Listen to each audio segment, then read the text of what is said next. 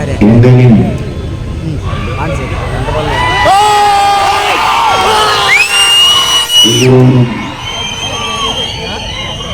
உணர்வோடு கலந்து வாழுகின்ற அன்பு உறவுகள் அனைவருக்கும் வணக்கம்.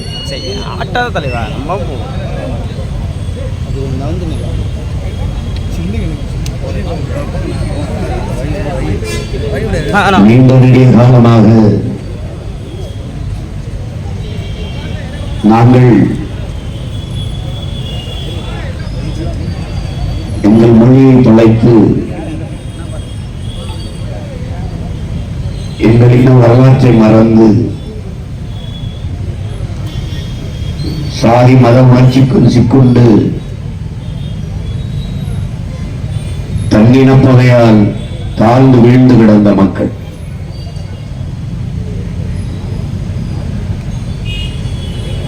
உணர்வற்று உறங்கி கிடந்த மக்கள் அங்கே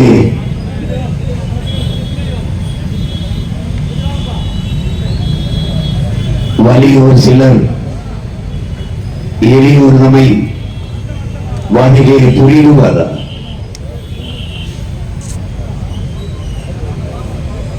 உலகால உணர்தாய் உயிர்வாதி அடைகிறார். உலவாதினி ஒரு தாமதம் உடனே விழி தமிழா என்று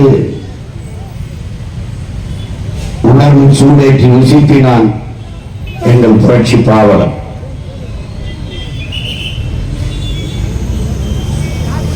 அந்த பாக்களை கேட்டு விழித்த பிள்ளைகள்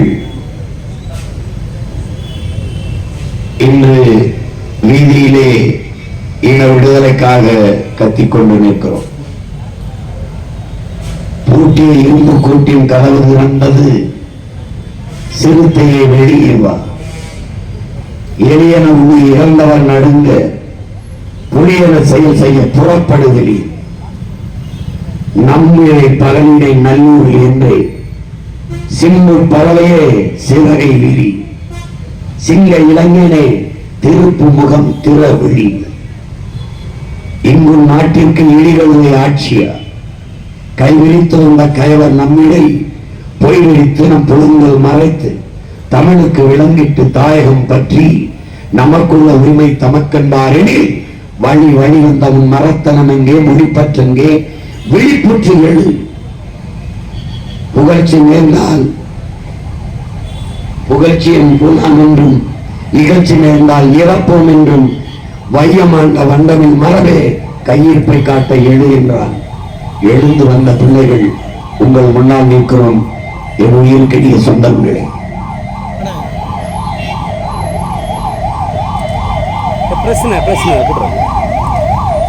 அவசர உறுதி போனாலே பயமா இருக்கு. எத்தனை கோடி போகுதோ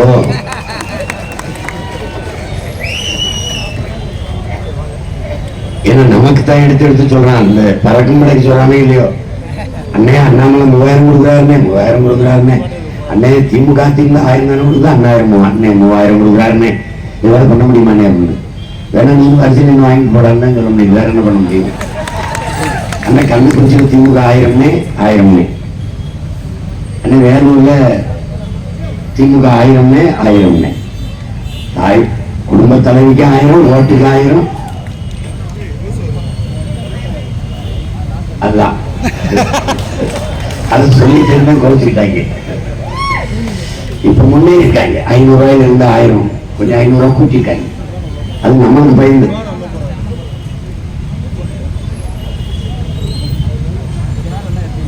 என் உயிருக்கு நீ உடன் பிறந்தார்களே, பேரன்பு நான் பெரிதும் நேசிக்கின்ற என் வறுமை சொந்தங்களே, உங்கள் பிள்ளைகள் நாங்கள் ஒரு வரலாற்று பெருமணியை செய்கிறோம். காலம் எங்களுக்கு கையளித்த கடமையை செய்கிறோம். நீண்ட தூர பயணம், என் இனத்தின் விடுதலை, அதன் உரிமை பெற்ற பெருமையான வாழ்வு, எதிர்கால எங்கள் தலைமுறை பிள்ளைகளின் பாதுகாப்பான நல்வாழ்வு, பெண்ணிய உரிமை, எங்கள் நிலத்தின் வளத்தை பாதுகாப்பது, நீர் வளத்தை பாதுகாப்பது, என்றெல்லாம் ஒரு பெருங்கனவை நீண்ட காலமாக எமது முன்னவர்கள் தூக்கி சுமந்து வந்தார்கள். அந்த கனவு ஒருவனுக்கு கையளிக்கப்பட்டது. அது எங்கள் உயிர் தலைவன் மேதகுவே பிரபாகரன் அவர்களுக்கு அந்த கனவு கையளிக்கப்பட்டது. எம் இனத்தில் வீரஞ்செறிந்த முன்னோர்கள். ஆனால் எவருக்கும் இல்லாத கனவு. சேர சோழ பாண்டியர் எங்கள் மூவேந்தர்கள், அவர்களுக்கும் இல்லாத கனவு. கடல் பல கடந்து படைபல நடத்தி பல்வேறு நிலப்பரப்பை வென்று மூன்றாவது பெரிய பேரரசை நிறுவிய பெரும்பாட்டன் அருண்மொழி சோழன். அவன் அன்பு மகன் அரசேந்திரன் ஆக பெரும் வீரம். கடற்படை கண்ட மரவன், அவனுக்கும் இல்லாத கனவு. உலகத்தில் மிகப்பெரிய வல்லாதிக்கத்தை மீறிய நம் பாட்டணிகளுக்கும் இல்லாத கனவு. பாண்டியன் நெடுஞ்செழியனுக்கும் இல்லாத கனவு. சேரன் செங்குட்டுவனுக்கும் இல்லாத கனவு நம் உயிர் தலைவன் மேதகுவே பிரபாகரனுக்கு வந்தது. என்ன கனவு? தமிழ் தேசிய மக்களுக்கென்று ஒரு தேசம் அடைய வேண்டும் என்ற புதிய கனவு. நமது பாட்டங்கள் பல்வேறு நிலப்பரப்பை வென்றார்கள். அங்கெல்லாம் நம்மின கொடியை நட்டார், கொடியை ஏற்றினார்கள். நம் மக்களை குடியேற்றவில்லை. பிற இன மன்னர்கள் நம்மீது படையெடுத்தார்கள், நம் நிலப்பரப்பை வென்றார்கள். அவர்கள் கொடியும் ஏற்றினார்கள், அவர்கள் இன மக்களை குடியும் ஏற்றினார்கள்.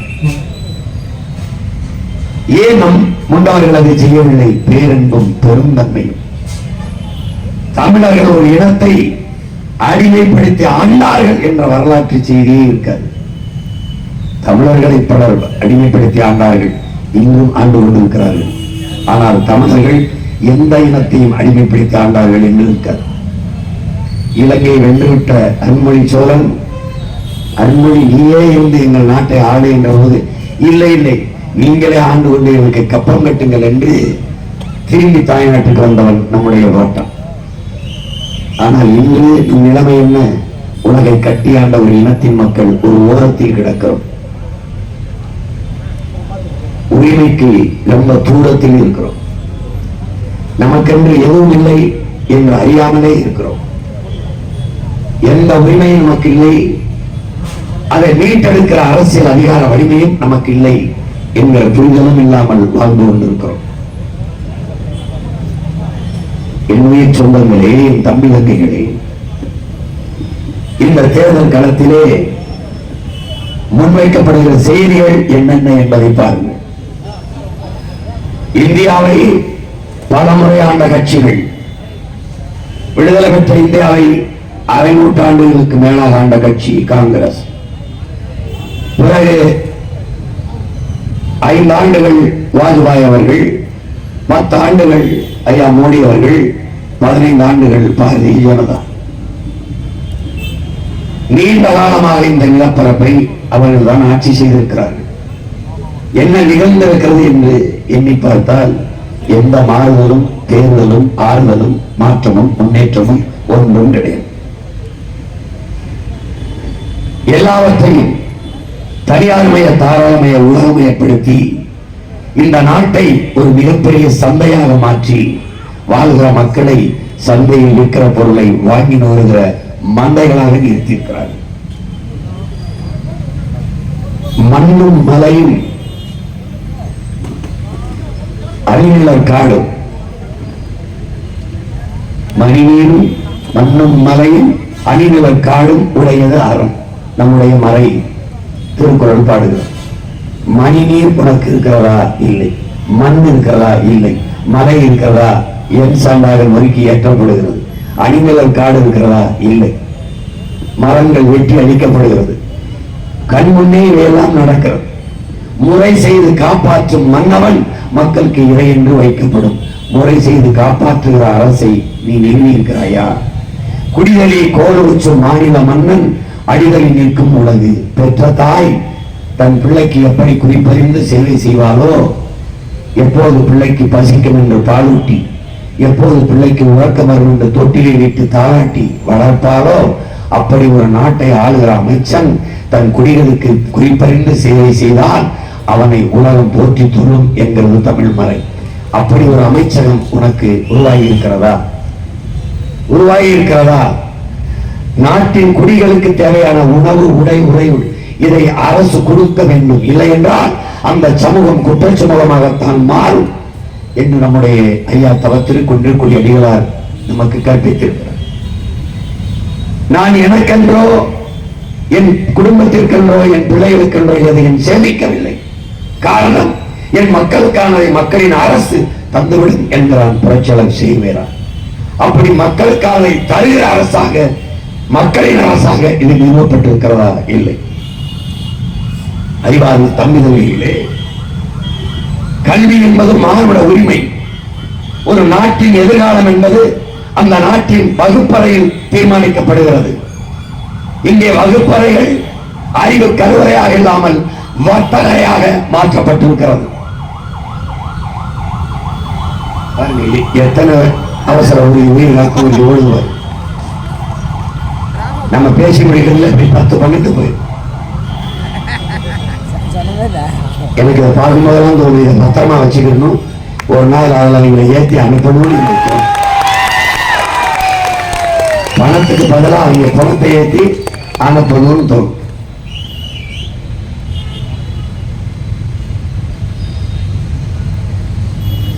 வகுப்பறைகள் வர்த்தக அறைகளாக மாற்றப்பட்டு விட்டது. கல்வி மிக உயர்ந்த சந்தை பொருளாக, விற்பனை பண்டமாக மாறி நிற்கிறது. உயிரை காக்கும் மருத்துவம் விற்பனை பண்டமாக மாற்றி நிறுத்தப்பட்டிருக்கிறது. அரசு பள்ளி கல்லூரி நடத்துகிறதா? நடத்துகிறது. அரசு மருத்துவமனை நடத்துகிறதா? நடத்துகிறது. அரசு போக்குவரத்தை நடத்துகிறதா? நடத்துகிறது. இன்றைக்கு என்ன செய்தி?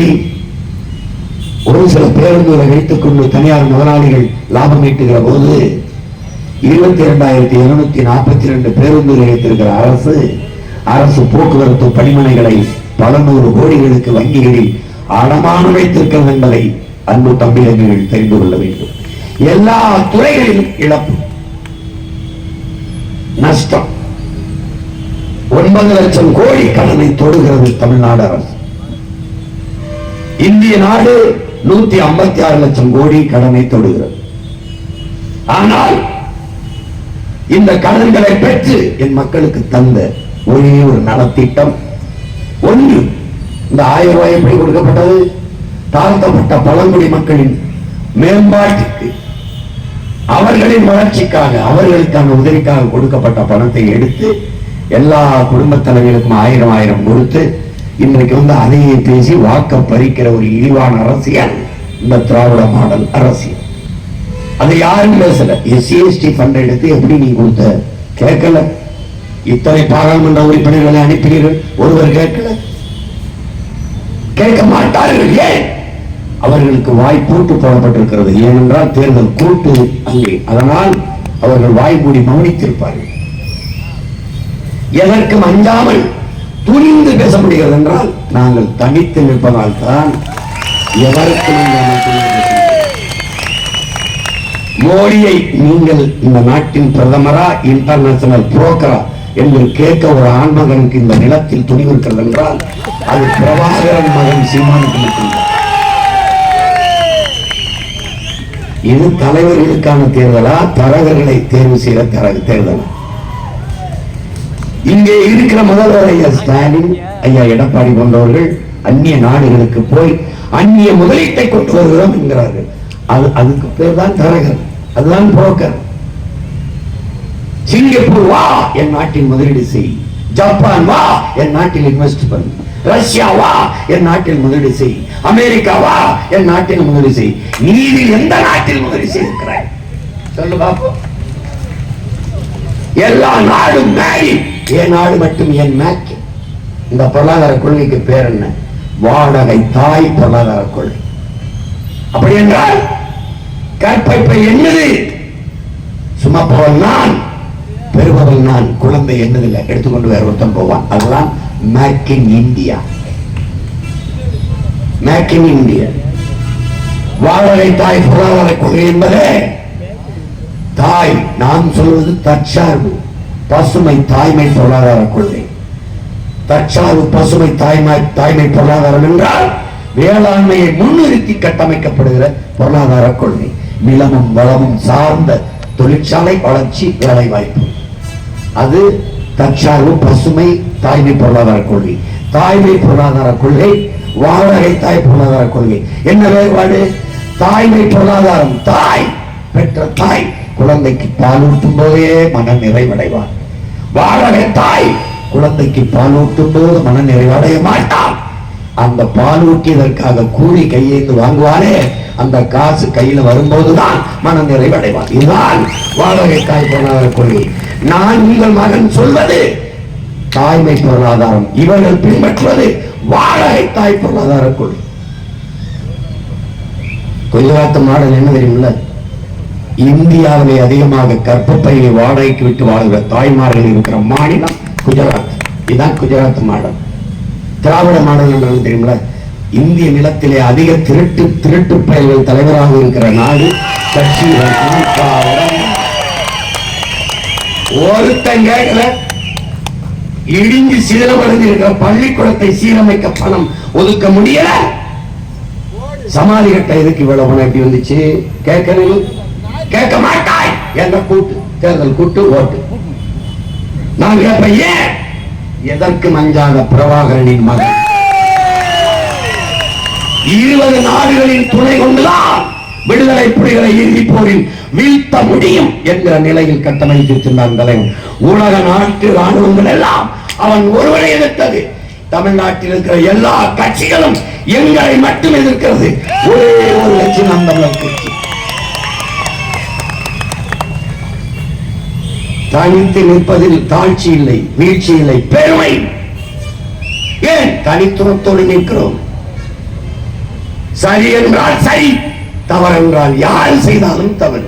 அப்படிதான் கோட்பாடு இருக்கணும். அவர் ஏதாவது பேசினா கோச்சு பாரோ, அடுத்த முறை கூட்டில் இருந்து நம்மளை கழட்டி விட்டுருவாரோ? என்ன இருக்கு? சமூக நீதி பேசுகிறீர்கள். 22 இடத்தில் எத்தனை இடம் கொடுத்திருக்க பெண்களுக்கு? எவ்வளவு இஸ்லாமிய கிறிஸ்தவர் கொடுத்திருக்கிறார் ஐயா ஸ்டாலின்? கேளுங்க. எங்கே கொடுத்தார்? 19 எங்கே கொடுத்தார்? எங்கே கொடுத்தார்? ஒரே ஒரு கட்சி இந்தியன் யூனியன் முஸ்லீமுக்கு கூட்டணிக்கு ஒரு சீட்டை கொடுத்துட்டு மொத்த இஸ்லாமிய ஓட்டையும் வாங்கிட்டு போறது. எங்க அண்ணன் பள்ளிவாவா பாவமடா. இந்த மக்கள், குறிப்பாக இஸ்லாமிய மக்கள், அன்பா ஒருவன் பேசிட்டா இவனை மாதிரி ஒரு தலைவர் என்று நம்பி பின்னாடி போய் விடுவார்கள். அப்படி 60 ஆண்டுகளாக என் அருமை சொந்தங்களை ஏமாற்றிக் கொண்டிருக்கிற கூட்டம் இந்த திராவிட கூட்டம். ஒரு கோபம் வந்ததில்லை இவர்கள். பல ஆண்டுகளாக சிறைக்கு வாடுகிற இஸ்லாமிய சிறை கைதிகள் உடல் நலிவுற்று போய்விட்டது, இதற்கு முன்னிடுதலை கொடுங்கள் என்று சிறை கைதிகள் வழக்கு தொடுகிறார்கள் உச்ச நீதிமன்றத்தில். நீதிமன்றம் அவர்களை விடுதலை செய்யுங்கள் என்று சொல்கிறது. விடுதலை செய்ய முடியாது என்று தமிழ்நாடு அரசு, திராவிட மாடல் அரசு பதில் மணி தாக்கல் செய்கிறது. அதில் என்ன சொல்கிறது தெரியுமா? இந்த சிறை கைதிகளே அவர்களே உடல்நிலை சரியில்லை, எங்களை விடுதலை செய்யுங்கள். அவர்கள் வெளியில் வந்தால் இங்கே இருக்கிற இந்து தலைவர்களுக்கு அவர்கள் உயிருக்கு பாதுகாப்பு இருக்காத, உயிருக்கு ஆபத்து இருக்கும், அதனால் விடுதலை செய்ய முடியாது என்று பதில் மனு தாக்கல் செய்தது இந்த திராவிட மாடல் அரசு. ஆனால் 2021 தேர்தலிலே இஸ்லாமிய சிறை கைதிகளை விடுதலை செய்ய எனக்கு வாக்கு செலுத்துங்கள் என்று கேட்டது அதே வாய்தான். இவர்கள்தான் எப்படியெல்லாம் ஏமாற்றினார்கள். கூட்டுறவு வங்கியிலே நீங்கள் நகை ஏதாவது வைத்திருந்தால் அடமானம் வையுங்கள், நாங்கள் ஆட்சிக்கு வந்தால் நகை கடனை தள்ளுபடி செய்வோம் என்று. இதை நம்பிட்டு பல பேர் வச்சுட்டான். ஆனால் அந்த திருப்பி தரல, கூட்டுறவு வங்கி கடனை தள்ளுபடி செய்யல. காரணம் என்ன தெரியுமா? சொன்னதுக்கு காரணம், பல பேரு நகையை அடமானம் வைக்காம வெறும் டப்பாவை வச்சு பணத்தை வாங்கிட்டு போயிட்டான். அதனால கடனை தள்ளுபடி முடியாதான். இங்க வா, டப்பாவை வைக்கும் போது அங்க வங்கி மேலாளர் இருந்தால அவன் என்ன டப்பா பண்ணிக்கிட்டு இருந்தான், என்ன பண்ணிட்டு இருந்தான், இதை திறந்து பார்த்து நகை இருக்கா இல்லையா, சார் டப்பா வச்சுட்டு போயிட்டாங்களா, டப்பா வெறும் டப்பாவுக்கு கடன் கொடுத்த மேலாளர் உனக்கு தெரியுமா தெரியாதா? கூப்பிடவனு டப்பாவை வச்சுட்டு கடன் வாங்கிட்டு போனான்ல, அவன் முகவரி கொடுத்தானே இல்லையா, அவனை கூப்பிடு. நீ என்னடா வெறும் டப்பாவை நகை இல்லாம, என்ன நிர்வாகம், எவ்வளவு ஏமாற்று. நகையை இல்லாமல் வெறும் டப்பாக்களை கொடுத்து கடனை பெற்று போயிருக்கிறார்கள். அதனால் அந்த கடனை இவனை நம்பி மறுபடி நகை அடமானம் வச்ச நிலைமை என்ன? இதுதான் அனிதா இறந்த போது வந்த அழுத ஐயா ஸ்டாலின், அந்த கூட்டணி கட்சி தலைவர்கள் அனிதா போல இவர்கள் ஆட்சிக்கு வந்து 10 பேருக்கு மேலே நீட்டுத் தேர்வில் இருந்திருக்கிறார்கள். நீட்டுத் தேர்வில் தோற்று விடும் என்ற லட்சத்தில் ஒரு வீட்டுக்காக யாரும் சொன்னது ஒரு செய்தி. ஏன் ஏன் எத்தனை சிறை காவல் நிலைய மரணங்கள், எவ்வளவு மரணங்கள். ஆனால் எதிர்கட்சியா இருக்கும் போராட்டம் எப்படியெல்லாம் பேசுவார்கள். அந்த பெனிக்ஸ் ஜெயராஜா ஒரு தந்தை மகனும் கொல்லப்பட்டதற்கு போய் காவல் நிலையத்தில் போய் அப்படி பேசி ஓட்டு பறிக்கிற கூட்டம், வெறும் தேர்தலையே நோக்கி நகர்கிற கூட்டங்கள் இந்த ஆட்சியாளர்கள்.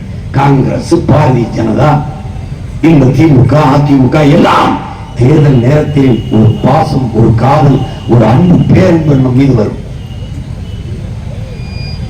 அடிப்படை அமைப்பு அரசியல் மாற்றம் என்ற கோட்பாட்டை முன்வைக்க காரணம் இதையெல்லாம் தகர்க்க வேண்டும். யார் சொல்வது, யார் கற்றுக் கொடுப்பது? புரட்சியாளர் பகத்சிங் என்ன சொல்கிறார்? வெளிப்படையாகவே அநீதிகளால் கட்டமைக்கப்பட்ட இந்த சமூகத்தை தகர்த்து முற்றுமுழுதாக புதிய ஒரு சமூகம் படைப்பதாண்டா புரட்சிங்கிறார். வெளிப்படையாக இந்த அநீதி, ஊழல், லஞ்சம் தெரிகிறது, தடுக்க முடியவில்லை. முன்னாடி எங்கும் ஊழல், எதிலும் ஊழல். பாரதிய ஜனதா இந்தியாவுடைய தேர்தல் பத்திரம் எலக்ட்ரல் பாண்ட்ல 6650 கோடிக்கு மேலே முதலாளிகிட்ட எங்கெங்கே அமலாக்கத்துறை சோதனை நடந்ததோ அங்கெல்லாம் பணம் வாங்கி இருக்கிறார்கள். இந்த ஊர்ல லாட்டரி மாற்றின்ட்டே வாங்கியிருக்காங்க. திமுக 509 கோடி லாட்டரி மாற்றின்ட்டு வாங்கி கட்சி எப்படி நடத்துது? லாட்டரி வித்தவர், போதைப் பொருள் வித்தவர், சாமி கிட்ட பணம் கட்சி நடத்துறது, ஆட்சி சாராயத்தை நடத்துறது. எப்படிப்பட்ட ஆட்சி முறை, எப்படிப்பட்ட நாடு சிந்தித்து துணிஞ்சு ஏன் நிக்க முடியல? ரைடு வரும். எனக்கு ஏன் ஐடி ரேட், இடி ரேட் வரல? ஒண்ணு இல்ல. ஏன் என்னையே ரைடு வருது? அவனை ஏன் என்னையே ரைடு வருது? என்னை நோக்கி லட்சக்கணக்கான இளைஞர்கள் ஓடி வரான். நான் இங்க பேசுறது போஸ்டும் இல்ல, ஒண்ணும் இல்ல, டிவி விளம்பரம் இல்ல, ஆனா வரலாம். ஏன்னா அதை கட்டுப்படுத்தணும். எப்படி பண்ணணும்? போலீஸ் அவருக்கு என்னைய ரைடு போட்டு பயம் காட்டு. அப்ப நம்ம சீமான் போனா நம்ம வீட்டுக்கு ரைடு வரும்னு பயம் காட்டு. அவன் துணிந்து வந்தால் பெட்ரோல் போய் எதுக்கு பச்சிமா முன்னாடி போறான், ரைடு வரும், தடுக்க போடுறான், ஒரு செக் போஸ்ட போடுறான். நொறுக்கி எரிவும். தடை என்றால் அதை உடை, சிறை என்றால் அதை நிறை. வழக்கு இல்லாது விடியாது கிழக்கு, சிறை அதை நிறை, தடை அதை உடை. தடையை நொறுக்கு, படையை பெருக்கு, இனத்தின் விடுதலையே இறுதி இலக்கு. இதான் நாங்கள் ஏற்றுக்கொண்ட தத்துவ நிலைப்பாடு. அலையில்லாத கடலால் நல்ல மாளிகையை உருவாக்க முடியாது. தடையில்லாத படையால் வீரனுக்கு என்ன மதிப்பு இருக்கு? துணிவு அஞ்சுவதும் அடிபணிவதும் தமிழன் பரம்பரைக்கே கிடையாதுங்கிறார் தலைவர். எதுக்கு பயப்படும்? ஏன்னா கொள்ளை அடிக்கிறவன், ஊழல் செய்யறவன், லஞ்சம் பெறவன், கொலை செய்யறவன், மலையை வெட்டி வைக்கிறவன், மண்ணை விற்கிறவன், அவனே மானம் இல்லாம, மாணவர் சொல்லாம, வெக்கம் இல்லாம அப்படி தெரியுறான். நம்ம இதெல்லாம் தடுக்க போராடுற போராளிகள் நம்ம இதுக்கு பயப்படணும். என்ன பயம் இல்லை? கெட்டவங்க நீங்களே பயப்படாம இருக்கும்போது நல்லவங்க நாங்க எதுக்கு பயப்படணும்? எதுக்கு பயப்படணும்? நாங்க எதுக்கு பயப்படணும்? இந்த நாடு உன் நாடு, இந்த நிலம் உன் நிலம். இதை காக்க வேண்டியது, இந்த ஏழ்மை வறுமை நிலையில் இருந்து மீட்க வேண்டியது, இந்த ஊழல் லஞ்சத்தை ஒழிக்க வேண்டியது, இதெல்லாம் உன்னுடைய பொறுப்பு, என்னுடைய பொறுப்பு, நம்முடைய கடமை. இது யாரோ ஒருவன் செய்யற வேலை இல்லை. இது சீமானோட வேலை, அவன் தங்கையில் வேலை, தம்பியில் வேலை என்று எண்ணாதீர்கள். இது ஒவ்வொருத்தருடைய வேலை, ஒவ்வொருத்தருடைய வேலை. யாரோ ஒருத்தட்ட பொறுப்பை படிச்சுட்டு போறது இல்லது. இது ஒவ்வொருத்தரும். உனக்கான உணவை நீ எப்படி உண்கிறாய், உனக்கான மூச்சு காற்றை நான் சுவாசித்தால் நீ வாழ முடியுமா? முடியாது. உனக்கான மூச்சை நீனே சுவாசிப்பது போல, உனக்கான உணவை நீனே உண்பது போல, உன் உரிமையை நீயே போராடி பெற வேண்டும் என்ற துணிவிற்கும் தெளிவிற்கும் வர வேண்டும். அவர்கள் மாறும். ஓட்டு போட்ட ஏன் போட்ட எனக்காக யோசிச்சா, இவருக்கு திமுகவுக்கு எதற்காக போட வேண்டும்? ஒரு நிமிடம் யோசி, மற்றவர்களை யோசிக்க சொல். அதிமுகவுக்கு ஏன் போட வேண்டும்? பார், அவர்கள் கொண்டு வந்த நலத்திட்டத்தை பார். போனஸ், சலுகை, மானியம், இலவசம். இது நாளை தவிர அதாவது இது எந்த வழியில் நாட்டை வளர்க்கும்? நாட்டு மக்களின் வறுமையின்மையை போக்கும். எப்படி வளர்த்தெடுக்கும் நாட்டை? சலுகையும் இலவசமும் போனஸும் மானியமும் திட்டங்களா? இந்த கட்சிகளுக்கு கோட்பாடு என்ன? தேர்தலில் முன்வைக்கிற தத்துவ நிலைப்பாடு என்ன? சாதி, மதம், சாராயம், பணம், சாப்பாடு. சாதியை சொல்லணும், மதத்தை சொல்லணும், சாராயம் கொடுக்கணும், பணம் கொடுக்கணும், ஒரு பிரியாணி போட்டல சாப்பாடு கொடுக்கணும், அவ்வளவுதான் ஓட்டு முடிஞ்சு. இது எத்தனை காலத்துக்கு இது நடக்குது? இந்த அநீதி எத்தனை நாளுக்கு நீ சகித்துக் கொள்வாய்? எவ்வளவு காலத்துக்கு பொறுத்து போவாய்? என்ன வைத்திருக்கிறாய்? இந்த கடலூரே எடுத்துக்க, உதாரணமா எடுத்துக்க. எத்தனை நச்சாலைகள், சைமா, சிப்காடு, என்ன வளர்ந்து விட்டாய்? இந்த தொழிற்சாலை நிறுவியவன் யார்? இந்த ஆலைகளின் கழிவு எங்கே? உன் தாயின் மடியில் கொட்டப்படுகிறது. அதனால் உன் நிலம் நஞ்சாகிறது, சுவாசிக்கிற காற்று விஷமாகிறது, குடிக்கிற நீர் விஷமாகி விடுகிறது. எப்படி வாழ்வாய்? நஞ்சான நிலத்தில் விளைகிற உணவு நஞ்சாக விளையும். பிறகு நீ அழியாததா? உலகத்தின் குப்பை மேடு இந்தியா, இந்தியாவின் குப்பை மேடு தமிழ்நாடு, தமிழ்நாட்டின் குப்பை மேடு கடலூர். ஒவ்வொரு ஆண்டும் பெருவெள்ளத்தில் மிதக்கிறாய். அதற்கு என்ன முன்னெச்சரிக்கை? அதற்கு என்ன நடவடிக்கை? நிரந்தர தீர்வு. வெள்ளத்தில் பாதிக்கப்பட்டவர்கள் அரிசியும் பருப்பும் வேட்டியும் நிவாரணம் கொடுப்பது அல்ல தீர்வு, நிரந்தர தீர்வு. அதுக்கு என்ன வழி? விழுகிற மழை துணியை வீணாக விடாமல் சேமிக்கிற ஒரு திட்டம் இருக்க. நம் பாட்டன் அரசேந்திர சோழன் கட்டிய ஏரி வீரான ஏரி 16 கிலோமீட்டர், ஒரு சிறிய கடல்.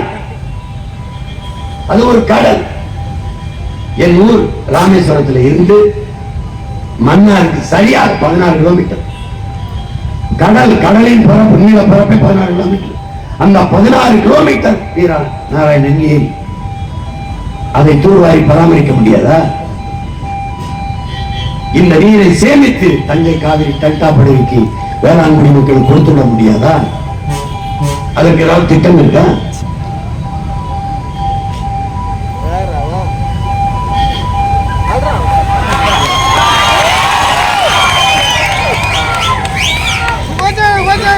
வார அண்ணன் முடிக்கிறதுக்குள்ள இன்னும் எத்தனை போதும்?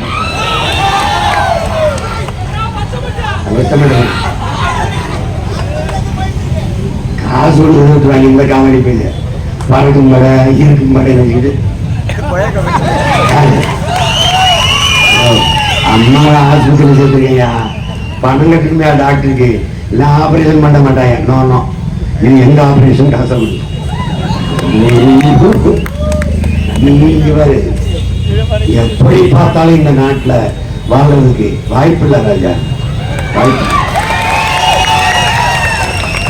இவங்களை மொத்தமா காலி பண்ணணும். கிளீன் இந்தியா என்றால் இவர்கள் எல்லாரையும் கூட்டி சுத்தம் பண்ணுவதுதான் கிளீன் இந்தியா. இன்னும் ஒரு முறை பாரதிய ஜனதா நாட்டை கொடுத்துட்டோம்னு வச்சுக்கீங்க, முடிஞ்சு. அவரே சொல்லிட்டார், 10 ஆண்டுகளில் மக்களுக்கு நான் சூப்பு கொடுத்து கொண்டிருந்தேன். அடுத்து என்ன கொடுப்பீர்கள்? ஸ்ட்ரைட் பாய்டால் பாய்சன் தான் கொடுத்தா அனுப்பிட்டே இருப்பேன். ஏன்னா இவங்க ஒரு கோட்பாடு வச்சிருக்காங்க, உடன் பிறந்தவனே ஏழ்மையை ஒழிக்க வேண்டும். என்ன செய்யலாம்?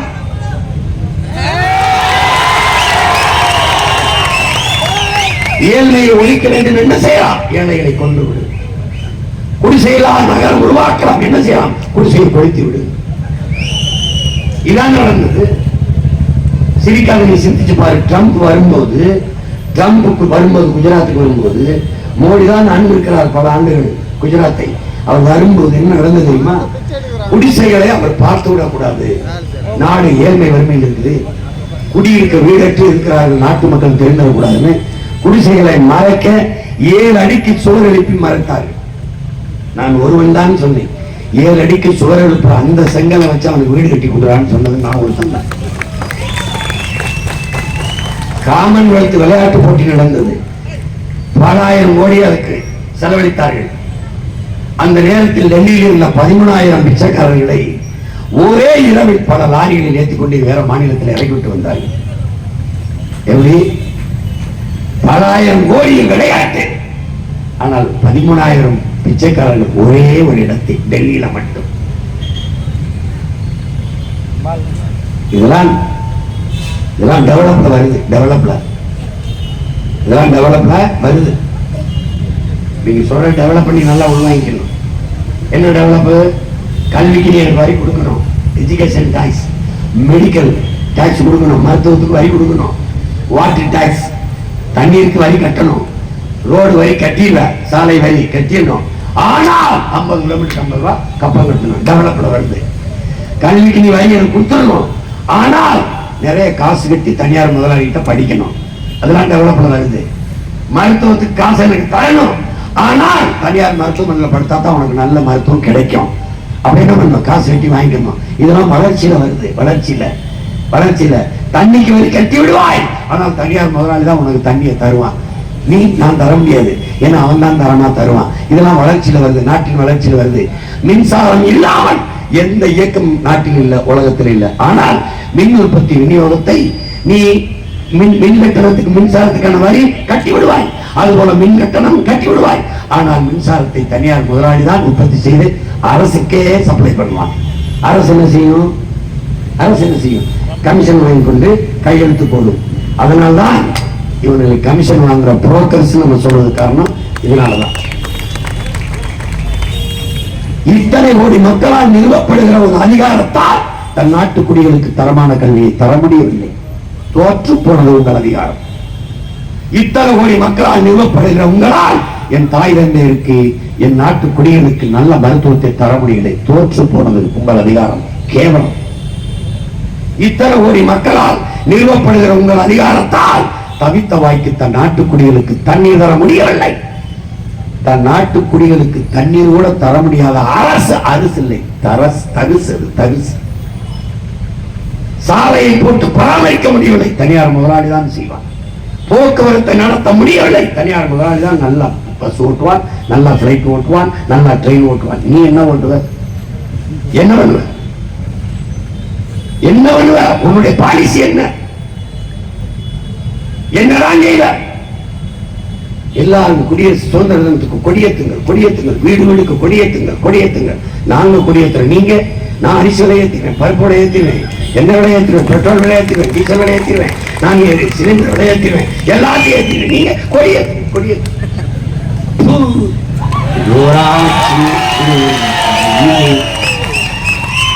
உங்களுக்கு உண்மையிலே நீங்க சோத்துப்படுத்தீங்களா? மானமரியாதை வெக்கமான சொல்லி எப்படா எந்த மூஞ்சி வச்சுறாங்க?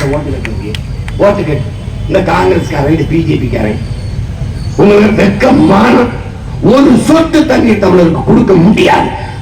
அப்புறம் என்ன இதுக்கு வர என்ற ஓட்டு கேட்டு நீ முடிவெடு. ஒரு சொட்டு தண்ணி எனக்கு இல்லை, ஒரு ஓட்டு உனக்கு இல்லை. அந்த முடிவை இல்ல, நீ மானங்கட்ட ஜென்மம். நீ நல்ல மான தமிழச்சு மாறல பால் குடிச்சு வர முடியா? உன் ரத்தத்தை பரிசோதிச்சுக்க. உனக்கு இனமானம், சூடு, சுரணை அதெல்லாம் இருக்கான்னு பாரதிய ஜனதா மேகதாதில் அணை கட்டிய தீர்வேன். தமிழர்களுக்கு தண்ணி கொடுக்க கூடாது. எதுக்காக ஓட்டு? எதற்காக நின்றிருக்கிறாய் காங்கிரஸ்? எதற்காக காங்கிரஸ் ஓட்டு? கொத்து கொத்தாக நம் தமிழீழ தாயகத்தில் நம் இன மக்களை கொண்டு குவித்தார்களே, அதுக்கு போடுங்க ஓட்டு.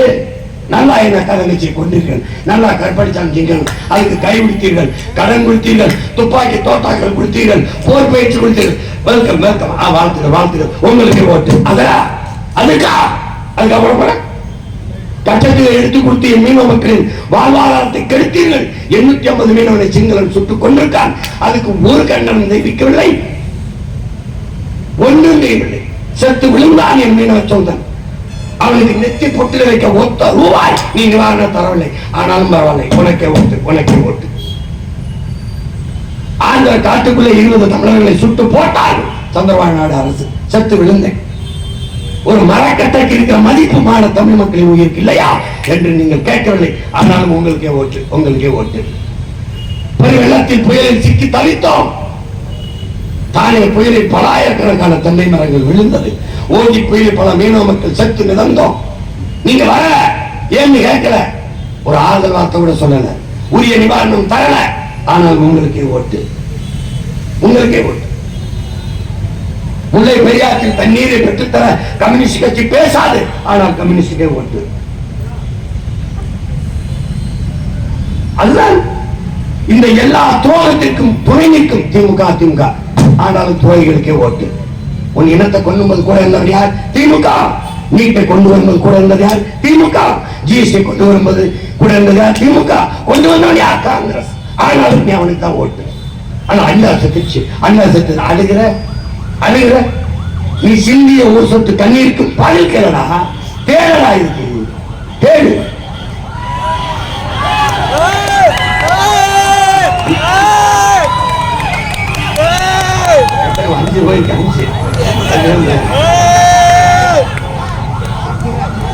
நமக்கு தேர்தலுக்கு தர காசுனா மறிச்சு 2 ஆம்புலன்ஸை புறா தேர்தல் நம்ம நல்லா செலவு பண்ணி நல்லா வென்றலாம்ல.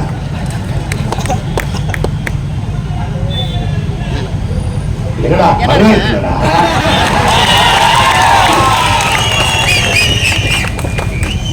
இந்த மாதிரி சிந்தனையில திராவிட மாடலுக்கு தான் வரணும். உலகத்துல எவனுக்கு வராது. போலீஸ பக்கத்தில் வச்சுக்கிட்டே காசு கொடுக்குறவன் இவன் மட்டும்தான் இருப்பான், இவன் மட்டும்தான் இருப்பான். ஐயோ ஐயோ ஐயோ வீட்டோ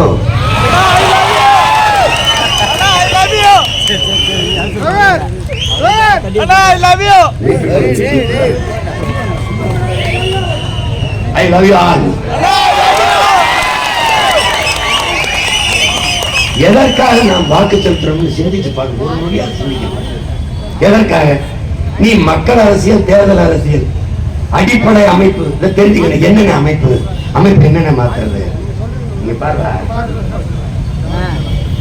அமைப்பை மாத்தணும்னு என்ன எதுக்கு சொல்றேன் அப்படின்னா, அடிப்படையில இருந்து தகர்த்து கட்டணும் இருக்கு. ஒருவர் 2 தொகுதியில் போட்டியிடக்கூடாது. ஒண்ணு உண்மையில நம்பிக்கை இல்லையா, இல்ல மக்கள் மேல நம்பிக்கை இல்லையா, அதை மாத்தணும்.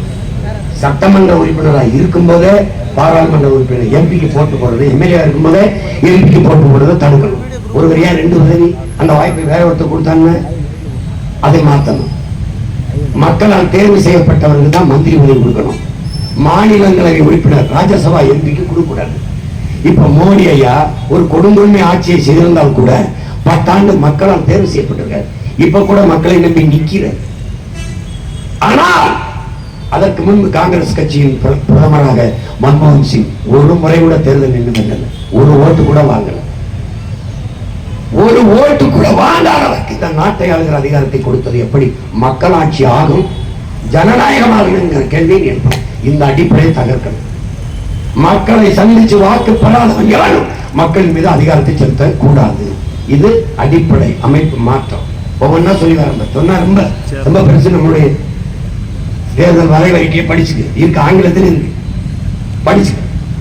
இப்ப மக்கள் அரசியல், செய்தி அரசியல், சேவை அரசியல், செயல் அரசியல், இதுக்கான கோட்பாடு. இப்ப பாரு செய்தி அரசியல். பாரு செய்தி அரசியல்னா இப்ப நம்ம திராவிட மாடலுக்கே வருமே.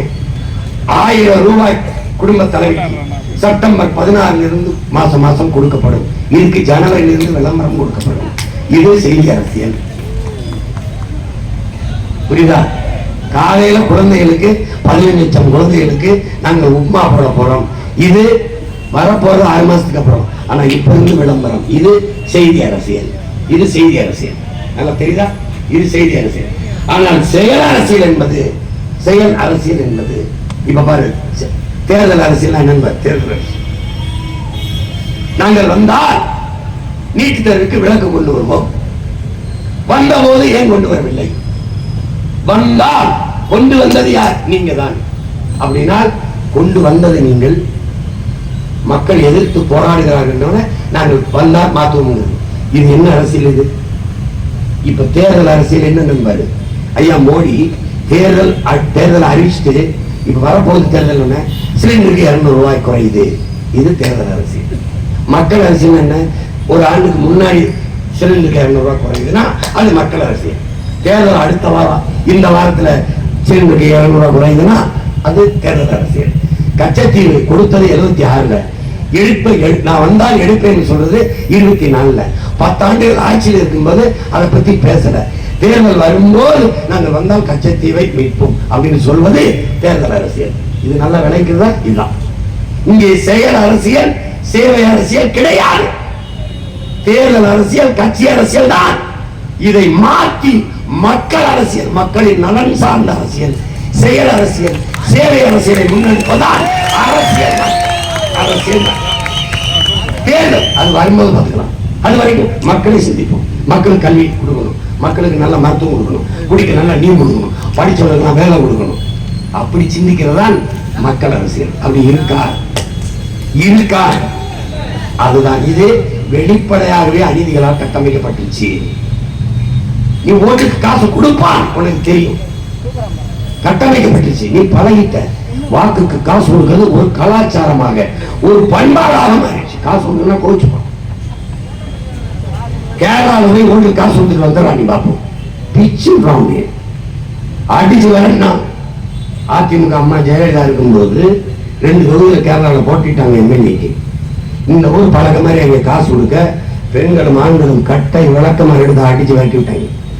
அந்த நிலையில் இந்த நிலத்தில் உங்கள் மகன் உருவாக்குவேன்.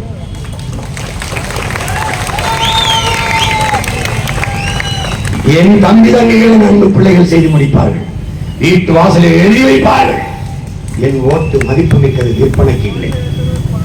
என் வாக்கு வலிமை மிக்க ஆயுதம், அது அநீதிக்கு எதிராக இயங்குது, விற்க மாட்டேன் என்று. எந்த காலத்திலிருந்து இந்த அநீதி தொடங்கியிருப்பது? புரட்சியாளர் அம்பேத்கர் இதை சொல்ல வேண்டிய தேவை ஏன் உள்ளது? மதிப்பு மிக்க நம் உரிமைகளை சில ரொட்டி துண்டுகளுக்காக விற்பது என்பது அவமானகரமானது என்று பதிவு செய்கிறார். அன்னைக்கே ஆரம்பிச்சிட்டார். நம்முடைய தாத்தா தெய்வ திருமணம் முத்துராமலிங்க தேவர் அவர்கள், ஓட்டுக்கு காசு கொடுக்கிறவன் பாரி, அந்த காசை வாங்கி கொண்டு ஓட்டு போடுகிறவன் தேச துரோகி சொல்ல வேண்டிய தேவை இருந்தது. அவர் காலத்திலே விட்டுதான். பேரவை அண்ணா என்கிற பிறந்தவை தங்கத்தை யாராவது தமிழ்க்கு நிற்பானா? யாராவது? ஆனால் தங்கத்தை தவிட்டுக்கு வாங்குற ஆளுநர் யாரு? அவர் பேரை சொல்லி கட்சி நடத்த கூட்டம் தான். எந்த காலத்திலிருந்து கொடுத்துருக்காங்க? அன்னைக்கு ஓரனா 1 ரூபா 2 ரூபா, இன்னைக்கு 1000 2000. இதுக்கு பேர் என்ன? வளர்ச்சி. வளர்ச்சி. முதல்ல ஐயா கருணாநிதி இந்த மாதிரி நல்லா கவனிச்சுக்க. பேரங்க அண்ணா தேர்தல் அறிக்கையில் படி அரிசி 3 ரூபாய், ஒரு படி அரிசி 3 ரூபாய். அப்ப ஏழ்மை வறுமை நிறைந்திருந்த காலத்துல 3 ரூபாய் ஒரு படி அரிசி அறிவிக்கிறார். இந்த காங்கிரஸ் கட்சி, இந்த எதிர்கட்சிகள் எல்லாம் நல்லா கவனிச்சுக்காங்க தம்பி தங்கைகளே. இந்த காங்கிரஸ் கட்சி, இந்த கட்சிகள் எல்லாம் அண்ணா என்ன சும்மா பைத்தியக்கார மாதிரி பிடிச்சிருக்காரு. ஒரு படி அரிசி 3 ரூபாய்க்கு கொடுத்துருவாரா? ஒரு படி அரிசி 3 ரூபாய்க்கு கொடுக்க அது என்ன ஆத்து மணலா? நல்லா கவனிச்சுக்கடா. வளர்ச்சி மாறுதல் எப்படி ஆத்து மணலா என்று பேசினார். ஆனால் இன்னைக்கு ஒரு கிலோ அரிசி இலவசம், ரேஷன் கடையில். ஆனால் மணல், ஆத்து மணல் பல ஆயிரம் கோடி. அவர் சொன்னது என்ன? ஆத்து மணலா இலவசமா கொடுக்க. இன்னைக்கு ஆத்து மணல். நீ என்னைக்கு அரசியல் என்பது ஒரு வாழ்வியல் என்று கற்றுக்கொள்ள போறியோ அன்னைக்கு தான் இந்த நாடு உட்படும். அறிவியல் பொறியியல் போல அரசியல் ஒரு வாழ்வியல். நீ உயிரியல் படிக்கணும், அறிவியல் படிக்கணும், அதோடு சேர்த்து அரசியல் படிக்கணும். உயிரியல் என்ன படிக்கணும்? உயிரியல் என்ன படிக்கணும்? அறிவியல் என்ன படிக்கணும்? அரசியல் என்ன படிக்கணும்? நீ சூழியல், பொருளியல், அரசியல் ஐயா கி வெங்கட்ராமன் எழுதின புத்தகத்தை நீ தயவு செய்து படிக்கணும். நீரெழுத்து நக்கீரன் அவர்கள் எழுத நீரெழுத்து படிக்கணும். அதே நக்கீரன் எழுத மறைநீர், லெக்சுவல் வாட்டர் படிக்கணும். கண்ணுக்கு தெரியாத நிலத்தின் வளங்கள் எவ்வளவு கலவு போகிறது என்பதை நீ படிக்கணும். இந்த பார், நான் போட்டிருக்க ஜீன்ஸ் பேண்ட் 850 லிட்டர் தண்ணீர் இருக்கு. தயாரிக்கிறது யார்? நாம் தான். உலகத்திற்கு ஏற்றுமதி அதிகமாக செய்வது யார்? இந்தியா தான். இப்போது மாறுதல் வந்துச்சு. வெறும் 80 லிட்டர் தயாரிக்கலாம். அந்த நுட்பத்தை கொண்டு வருவானா? மாட்டான். ஒரு டன் எடையுள்ள கார் 450 4,50,000 லிட்டர் தண்ணீர் குடிக்குது. 3 டன் இடையுள்ள கார் வரைக்கும் தயாரிக்கப்படுது. 50 லட்சம் கார் ஆண்டு ஒன்று ஏற்றுமதி செய்யப்படுது. செய்யறவன் யார்? கொரியன் முதலாளி. ஏன் அவன் நாட்டில் இந்த கொண்டாய் வச்சு தயாரிக்க மாட்டான்?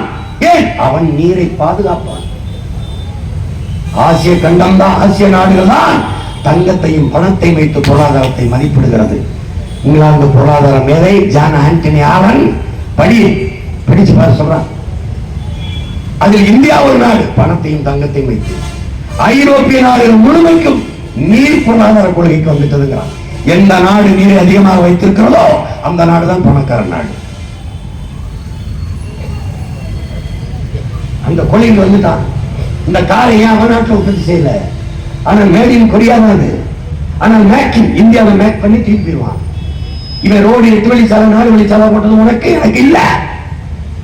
இந்த உள்நாட்டு வெளிநாட்டு முதலாளி உற்பத்தி செய்த பொருளை விரைந்து எடுத்துட்டு போறது. இது திட்டத்துக்கு பேர் Sagar Mala BIMSTEC. Bangladesh, India, Myanmar, Sri Lanka, Thailand இந்த நாடுகளுடைய எக்கனாமிக் கொலாபரேஷன் அதான் பீம்ஸ்டெக்.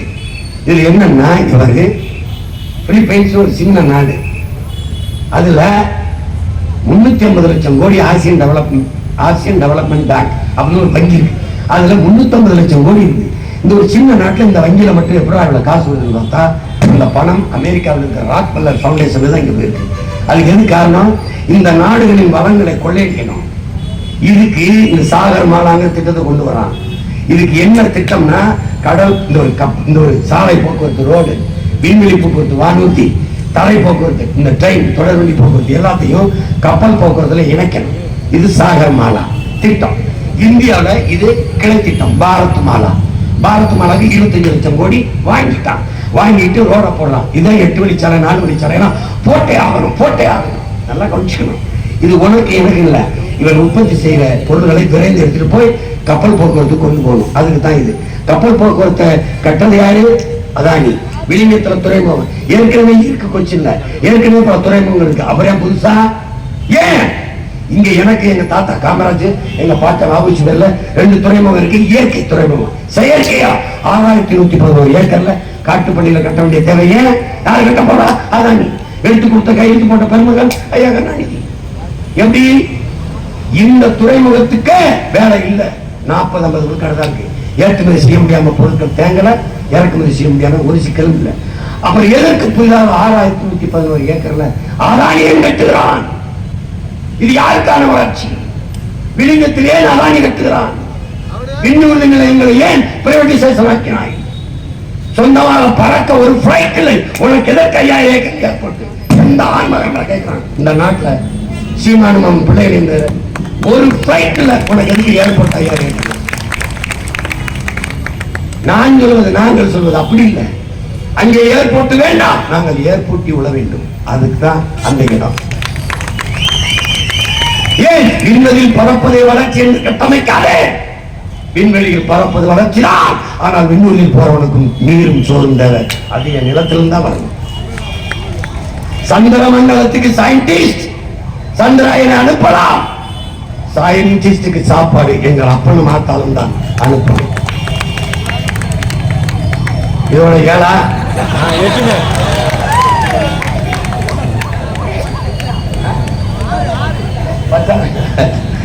இவங்களுக்கெல்லாம் பச்சை மட்டை வெட்டினா எல்லா பனையும் மொட்டையா தாண்டா இருக்கு.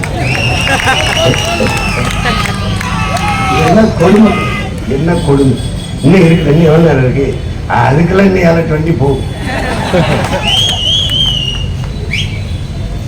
அப்ப இதையெல்லாம் நீ கத்துக்காம ஒண்ணும் பண்ண முடியாது. உன் மலையை நொறுக்கும் போது நீ அமைதியா இருந்துட்ட, உனக்கு மணலை அள்ளும் போது நீ அமைதியா இருந்துட்ட. நீ என்ன வச்சிருக்க? நீ ஆரை மறு உருவாக்கம் செய்துவிட முடியுமா? செய்த முடியும்னு நினைக்கிற? நீ முடியாது. நீ பேராபத்தில் இருக்கிறாய். மார்ட்டின் லூதர் கிங் சொல்கிறான், உன் நாட்டின் வளத்தை சுரண்டி விற்கிற ஒரு தலைவன் உனக்கு கிடைத்தால் அது உன் சாபக்கேடுங்கிறான். நீ உன் சாபக்கேடுங்கிறான். வெட்டி விற்கிறவர்கள் இவர்கள் தான், இந்த இந்திய திராவிடர் தான். சரி, ஆற்று மணலை அள்ளிவித்ததை பத்தி பாரதிய ஜனதா காங்கிரசின் கருத்து மலையை மனமாக நொறுக்கி விற்கிறதை பற்றி இந்த பாரதிய ஜனதா காங்கிரஸ் கருத்தங்க. ஏனால் திமுக அதிமுக கருத்து கேட்க முடியாது. ஏன்னா வெட்டி விற்கிற திருட்டு கூட்டமே இதுதான். அதுக்கு பெருமை மயிராக நாங்கள் கிரஸ்டர் வச்சிருக்கோம். வச்சு அதை வச்சுதான் உன்னை நசுக்கணும்.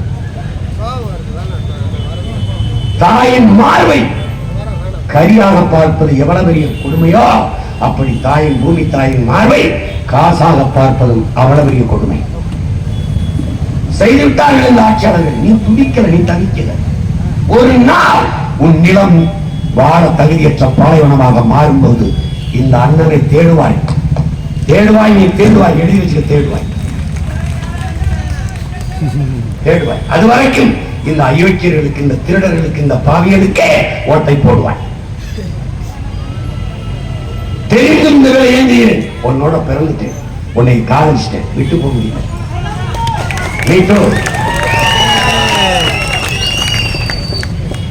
இழந்துட்ட இருக்கிறதாவது காப்பாற்றி வச்சு. நீ உன் பிள்ளைகளுக்கு மாளிகை கட்ட வேண்டாம். வங்கிகளில் கோடி கோடியாக பணம் போட வேண்டாம். வங்கி வட்டி தரும், சாப்பிட ரொட்டி தருமா? தராது. இன்னைக்கு பல வங்கிகளில் திடீர்னு கடன் பணம் காசு இல்லை, திவாலாய் மஞ்சள் அடி சுட்டு ஓட்டிட்டான்.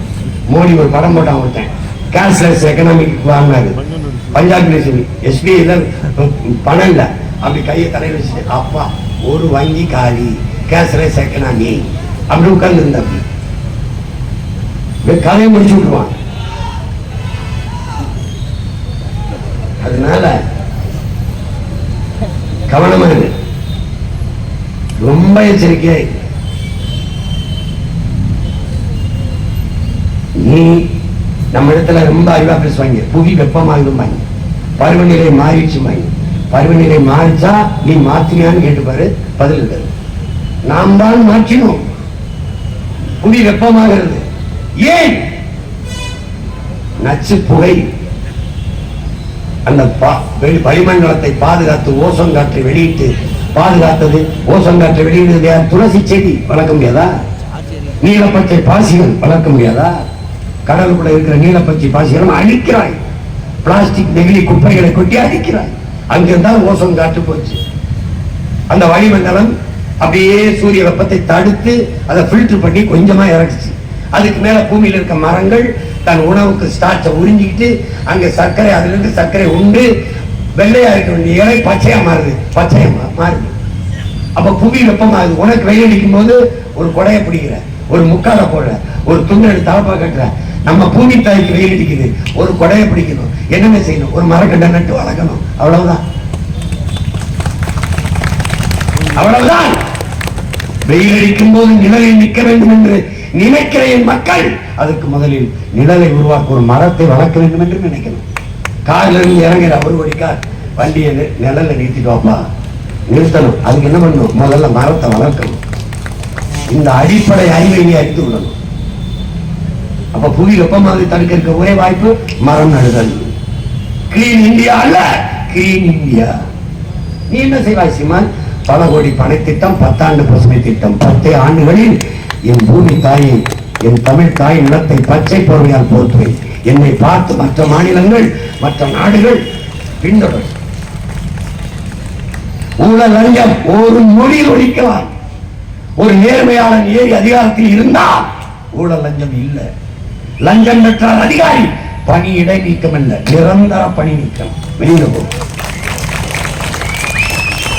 அவர் ஊழல் லஞ்சம் பெறமாட்டார். ஏன்? அவர் பிள்ளைக்கு ஆகச் சிறந்த கல்வியை நான் கொடுப்பேன். அவர் குடும்பத்தில் யாருக்கும் ஆகச் சிறந்த மருத்துவத்தை தமிழர் அரசு, தமிழ் தேசிய அரசு கொடுக்கும். அப்படின்னா செலவுக்கு காசு தேவைப்படாது. பிள்ளையை படிக்க வைக்கத்தான் காசு. யாருக்கும் உடம்பு முடியலன்னா வைத்தியம் வாங்கத்தான் காசு, தண்ணி வாங்கத்தான் காசு. மின் உற்பத்தி அந்த திட்டத்தை பெருக்குவேன். எங்கு பார்த்தாலும் சூரிய ஒளி, காற்றாலை, கடல் அலை, மின்சாரத்தை பெருக்கிக் கொண்டே போவேன். இந்த மாதிரியா பூமி தாயின் சதையை நோண்டி நோண்டி நெய்வேலி, பழுப்பு நிலக்கரிங்க தீர்ந்து விடுகிற வளத்தை கட்டிப்பிடித்து அழுகிறார்கள். மண்ணுக்கும் மக்களுக்கும் நாசத்தை ஏற்படுத்துகிற அணு உலை, அனல் மின்சாரத்தை கட்டிப்பிடித்து அழுகிறார்கள். இதையெல்லாம் அரசு வைத்துக் கொள்கிறது. மண்ணுக்கும் மக்களுக்கும் எந்த இடையிலும் இல்லாது, இயற்கைக்கு எந்த பாதிப்பும் தராத காற்றாலை, சூரிய ஒளி, கடல் அலை மின்சாரத்தை தனியாருக்கு தாரை பார்க்கிறார்கள். அப்போ இதை மூடிவிட்டு காற்றாலை, சூரிய ஒளியின் மின்பூங்கா, நாடெங்கிலும் அமைக்கணும். விளைநிலங்களை பறிக்கக்கூடாது. விளைச்சலுக்கு பயன்படாத கரட்டு காடுகள், மலை முகடுகள், அதுகளே பண்ணணும். இப்ப நம்ம வந்தால் சட்டம் என்ன? இந்த பேருந்து நிறுத்தம் எவ்வளவு பெரிய கூரை முழுக்க சூரிய ஒளி மின்தகடு, கைவரை மேலே சூரிய ஒளி மின்தகடு, டிவைடர் சூரிய ஒளி மின்தகடு, எங்கு பார்த்தாலும் பூங்கா. நீ செய்து காட்டுகிறனா இல்ல மட்டும் நீ என்ன சாத்தியமில்லாத சீமான் பேசுறான். சாத்தியமில்லாத ஒன்றை சாத்தியப்படுத்துவதற்கு பேர் தான் புரட்சியாகும். அதான் புரட்சியாகும். நாங்கள் சாதாரணமானவர்கள், ஆனால் அசாதாரணமான ஒன்றை கனவு காண்பவர்கள். செய்வரா சொல்றான்.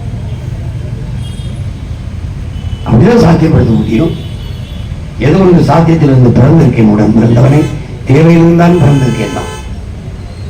கேரளாவுக்கு போ, அண்ணே சொல்றேன், சும்மா ஒரு சுற்றுலா போயிட்டு வாங்க.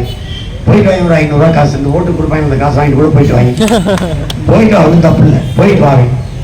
எல்லா வீடுகளிலும் எல்லா இடங்களிலும் சூரிய ஒளியில் மின்தகடு. சும்மா பொட்டல் என்று ஒண்ணுங்கள், வெற்று வெளி என்று எல்லா இடங்களையும் மரங்கள் பொட்டலாக இருந்தால், வெட்ட வழியாக இருந்தால் மேய்ச்சல் நிலங்களாக இருக்கும். இந்த மாடாடு மேய்ஞ்சிட்டு இருக்கும், சின்னதாக குளங்குட்டை இருக்கும், வாத்து கொக்கு குருவிகள் சாப்பிட்டு இருக்கும். நீங்க என்ன பயணம் பண்ணு, சும்மா பயணம் பண்ணு. பிளாஸ்டிக் போத்தலை கொண்டு போ, தெருவில் போட்டு பார்ப்போம். 10 பேர் வந்து ஒன்று அடி பிச்சுக்குறாங்க. எங்க வந்து பிளாஸ்டிக் போடுறாங்க? அவனால் முடிகிறது, உன்னால் முடியாதா? எங்கு பார்த்தாலும் விண்ணூர்தியில் பறந்து போ, குனிஞ்சு பார், பச்சை பசையில மரங்கள் அடர்ந்து இருக்கும், பச்சையா இருக்கு கேரளா. அங்கங்கே சில கட்டடங்கள் தெரியும். இங்கே வா திருப்பி அதே விண்ணூர்தியில் வெறும் கட்டடங்கள் தான் இருக்கும், மரங்களே தெரியாது. இதை மாற்றுவதா தலைகீழ் மாற்றம், புரட்சி. முடியாது என்று என்னாலே விடியும் என்று விண்ணை நம்புகிற நீ முடியும் என்று உன்னை நம்பு. உன்னால் முடியும், என்னால் முடியும், நம்மால் முடியும். நாளை நம் தமிழ் சமூகம் விடியும். நம்பிக்கையோடு இங்க எதற்கு ஆசிரியர் பெருமக்களை, ஒரு தலைமை ஆசிரியர், ஒரு ஆசிரியை, என் மகள், அன்பு மகள், பேராசிரியை, எதற்கு? ஆய்வார்ந்த சமூகம் படைக்க துடிக்கிறான் பிரபாகரனின் பிள்ளை. எதற்கு? ஆசிரியர் பெருமக்களை போற்றுகிற சமூகம் ஆய்வார்ந்த சமூகமாக வளரும். அறிவை தேடி ஓடுங்கள், நாளைய வரலாறு உங்கள் நிழலை தேடி ஓடி வரும் என்கிறார் புரட்சியாளர் அம்பேத்கர். தான் படுக்கிற இடம் கூட படிக்கிற இடத்திற்கு அருகிலே இருக்க வேண்டும் என்று எங்கு நூலகம், லைப்ரரி இருக்கோ அதற்கு பக்கத்திலே விடுதி எடுத்து தங்கிய பெருந்தகை அறிவாசான அம்பேத்கர். ஒரு மனிதன் வாழ்நாளில் 10,000 புத்தகம் தான் படித்திருக்கணும். ஆனால் 64,000 புத்தகம் படித்தவன் உலகத்திலே பேராசான அண்ணல் அம்பேத்கர் தான். தெற்காசிய கண்டத்திலே தனி ஒரு மனிதனின் நூலகம் பெரிதாக இருந்தது அண்ணல் அம்பேத்கருடையதுதான். அவர் ஜமீனோ திவானோ பெரிய ஆளோ கிடையாது, பிரதம அமைச்சரோ ஒண்ணும் கிடையாது. ஆனால் புத்தகங்களை சுவாசிப்பது போல வாசிப்பது இருக்க வேண்டும் என்று செய்த பெருந்தகை. அறிவார்ந்த சமூகம் அடையணும்னா ஆசிரியர் பெருமக்கள் போற்றப்படணும். அந்த ஆசிரியர்கள் வீதியில் வந்து போராடுகிற நிலைமை வைத்தவர்கள் இந்த திராவிட திட்டம். கொடுமை. எத்தனை பேர் ஆசிரியர் தகுதி தேர்வு எழுதிவிட்டு தெருவிட நியமன ஆசிரியர் நியமன தேர்வு எழுதிவிட்டு தெருவிட எத்தனை பேர் சம வேலை இடைநிலை ஆசிரியர்கள் பணி நிரந்தரம் செய்ய சொல்லி எத்தனை பேர், எவ்வளவு போராட்டம். ஒரு ஆசிரியர் அறிவை கற்பிக்கிற ஆசிரியர் வீதிக்கு வந்துட்டா அது முட்டாள் சமூகமாயிருமடா. நம்மை பெற்ற தாய் உயிர் கருவறையை 10 மாதம் தான் சுமக்கிறான்.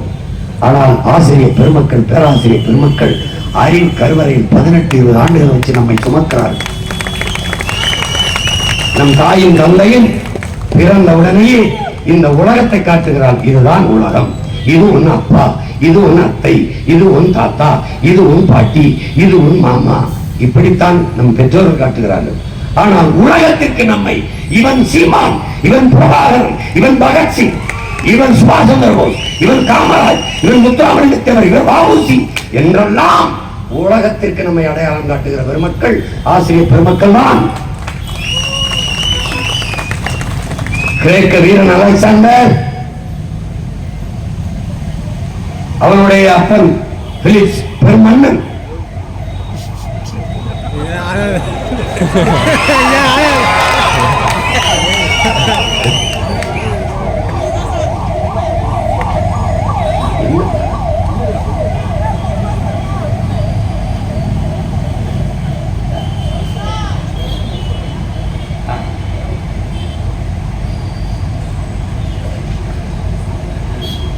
அதாவது பிலிப்ஸ் அவருடைய சொத்துக்களை எல்லாம் மக்களுக்கு பிரிச்சு கொடுக்குறான், அவன் செல்வங்களை எல்லாம் பிரிச்சு கொடுக்குறான். அப்ப மக்கள் கேட்கிறாங்க, அலெக்ஸ் பிலிப்ஸ் என்ன இந்த வேலையை பண்றீங்க, உங்களுக்கு எதுவும் இல்லை, எனக்கு எதுவும் தேவையில்லை. ஏன் என் மகன் அலெக்ஸுக்கு என்னுடைய ஆசிரியர் அரிஸ்டாட்டில் கல்வி கற்றுக் கொடுக்கிறதா ஒத்துக்கிட்டான். அவன் நான் என் அலெக்ஸுக்கு பாடம் நடத்துறேன்னு ஒத்துக்கிட்டான். அதை விட எனக்கு உலகத்திலே சிறந்த செல்வம் ஒண்ணும் இல்லை, அரிஸ்டாட்டில் என் மகனுக்கு ஆசிரியராக போறான் அப்படிங்கிறான். அப்ப உலகத்துல ஆசிரியர் ஆக சிறந்த ஆசிரியர் என் மகனை உருவாக்க போறான், எனக்கு எதுக்குடா செல்வம்னு எல்லா செல்வங்களையும் அள்ளி கொடுத்து விட்டான் பிலிப்ஸ். அலெக்ஸே சொல்றார், அலெக்சாண்டரை நான் இந்த பூமிக்கு வந்ததற்கு, இந்த உலகத்திற்கு வந்ததற்கு என் பெற்றோர்கள் காரணம். ஆனால் இன்னைக்கு உலக புகழ்வெற்று நான் சிறந்த வீரனாகவும் இருப்பதற்கு காரணம் என்னை உருவாக்கிய ஆசிரியர் பெருமக்களே என்று அலெக்சாண்டர் சொல்றான். அந்த ஆசிரியர் பெருமக்களை போற்ற வேண்டும், ஆசிரியர் பெருமக்கள் அறிவார்ந்த சமூகத்தை உருவாக்க வேண்டும் என்பதற்காகத்தான் ஆசிரியர்களை இங்கே நிறுத்தியிருக்கிறேன். 3 பேருமே பேராசிரியர், ஆசிரியர் பெருமக்கள். என் அன்பு தம்பிதங்கைகளே, நமது ஆட்சி மலர்கிற போது அரசு பள்ளி கல்லூரிகளின் தரத்தை உயர்த்தி தனியார் பள்ளி கல்லூரிகளில் அதை காற்றால வைக்கல, ஈயால வைக்கல, நீ பார்த்துக்கொண்டே ஒரு வாய்ப்பு கொடுத்து சோதிச்சு பாரு. அரசு பள்ளி கல்லூரிகளை நோக்கி பிள்ளைகளை படையெடுக்க வைப்பேன். ஏன்னா தரத்தை உயர்த்திடுவேன்.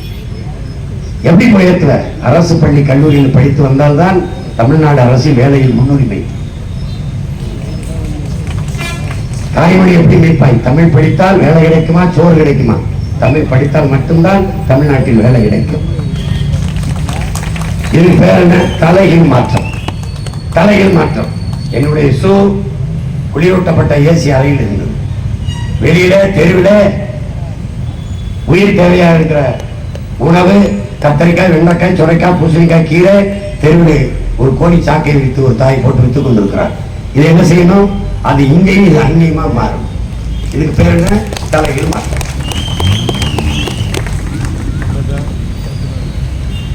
நீ உனக்குள்ள மாற்றத்தை ஏற்படுத்தப்பாரு. நீ ஊழலஞ்சத்திற்கு எதிராக நான் இருப்பேன். நான் சாதி மத உணர்ச்சியிலிருந்து வெளியே வந்து தமிழ் மகனாக இருப்பேன். சாதி மத உணர்ச்சி இருக்கிறவரை நீ தமிழனாக மாட்ட.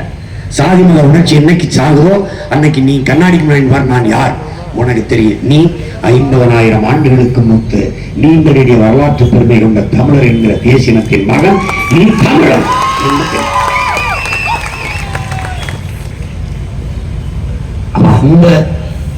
அந்த அடிப்படையில் என்னரும் தம்பிதங்கிகள், என்னுயிர் சொந்தங்கள் இந்த தேர்தலை அணுகணும். ஒரு நாட்டில் காவலர்கள் அதிகமாக தேவைப்படுகிறார் என்றால் அந்த நாடு குற்ற சமூகமாக மாறிக்கொண்டிருக்கு. ஒரு நாட்டில் மருத்துவர்கள் பெருகிக் கொண்டு வருகிறார்கள், அவர்களுக்கான மதிப்பு தேவை கூடுதல் என்றால் அந்த நாடு அதிக நோயாளிகளை பெற்றிருக்கிறது என்ற அர்த்தம். எங்கு பார்த்தாலும் கிளினிக், எங்கு பார்த்தாலும் மருந்தகம், மெடிக்கல் ஸ்டோர். எதனால்? நோயாளிகளை உற்பத்தி செய்கிற நாடாக இது மாறிக்கொண்டிருக்கிறது. அப்ப என்ன செய்யணும்? நோயாளிகளை உருவாகாத ஒரு நாட்டை நாம் உருவாக்க வேண்டியது இருக்கிறது. அதற்கான கட்டமைப்பு. அப்ப தூய குடிநீர் விநியோகம், நஞ்சில்லா உணவு, நல்ல காற்றை சுவாசிக்க வாய்ப்பு, அப்புறம் சுற்றுச்சூழல் பாதுகாப்பு, சூழியல் பாதுகாப்பு, இவையெல்லாம் இருந்தால்தான் நாட்டின் குடிகளுக்கு இதெல்லாம் கிடைக்கும். அதற்காக என் அன்பு தம்பிதங்கள், அருமை சொந்தங்கள், ஆய்வு தெளிந்து சிந்தித்து முன்னே என்ன நடந்திருக்கு, இனி என்ன நடக்கணும் என்று யோசித்து இதுவரை நின்ற வேட்பாளர்கள் யாரு புதியவர், எத்தனை முறை ஒரு வென்றிருக்கார்கள், என்ன நடந்திருக்கிறது? திமுக பலமுறை, அதிமுக பலமுறை, பாரதிய ஜனதா பலமுறை, காங்கிரஸ் பலமுறை. எதற்காக இவர்களுக்கு மறுபடியும் ஓட்டு? குறிப்பாக காங்கிரஸ், பாரதிய ஜனதா எதற்காக இந்த நாட்டை அவர்கள் தான் ஆளணுமா? மாநில உரிமை பேசுகிறாய். ஒற்றை கட்சி ஆட்சி இருக்கிறவரை கூட்டாட்சியும் தன்னாட்சியும் எப்படி வளரும்? எப்படி வளரும்? எல்லா மாநில உரிமையும் பறிகொடுத்தவர்கள் இந்த திராவிட கட்சிகள், பறித்துக் கொண்டு போனவர்கள் பாரதிய ஜனதா, காங்கிரஸ், இந்த இந்திய கட்சிகள். இவை நாளையும் தாய் நிலத்தில் வைத்து வீழ்த்தாமல் எப்படி வருவாய்? உனக்கு இருக்கிற கடைசி கையிருப்பு தமிழ் தேசிய அரசியல் விடுதலை தான், தமிழ் தேசிய அரசமைப்பு தான், தமிழ் தேசிய குடியரசு அமைக்கணும்.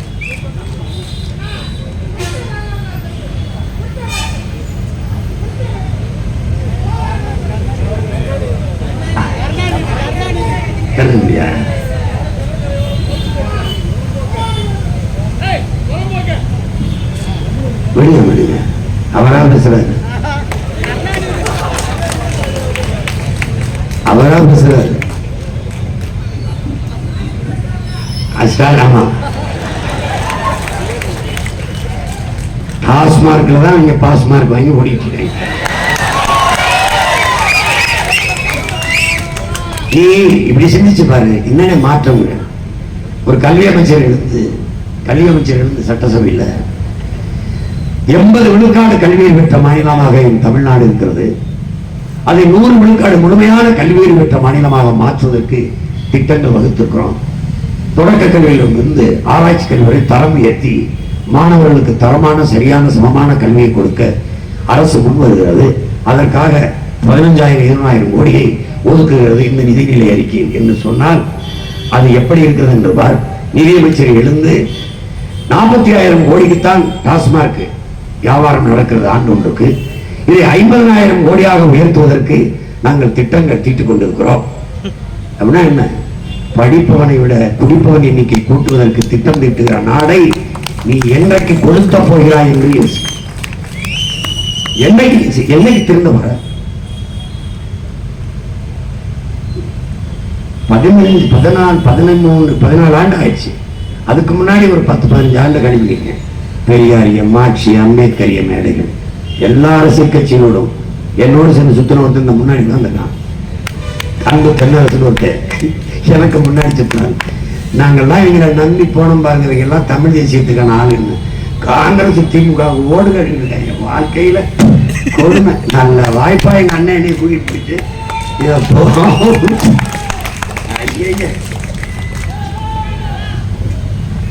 Me too, my boy.